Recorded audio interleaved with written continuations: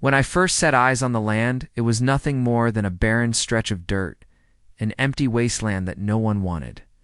People laughed when I bought it at a tax sale for just 20 cents. 20 cents. To them, it was worthless. To me, it was potential. With grit, vision, and a refusal to quit, I poured my energy into transforming that desolate patch into something extraordinary. Slowly but surely, I built a ranch that stretched for miles, complete with rolling pastures, sturdy barns, and livestock that thrived on what was once abandoned ground. What started as a gamble turned into a $15 million ranch, a living testament to hard work and perseverance. But success often draws unwanted attention. Enter the Homeowners Association. At first, I barely noticed them. They managed the surrounding community, collected dues, and argued over mailbox colors. My ranch was outside their typical concern, or so I thought. Then came the letters formal.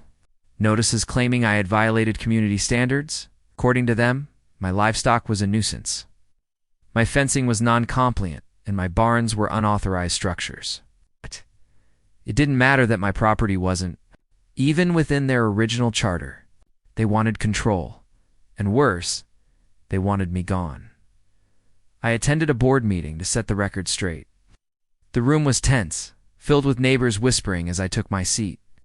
The board president cleared her throat and announced, "This association will not tolerate one individual disregarding the community's harmony."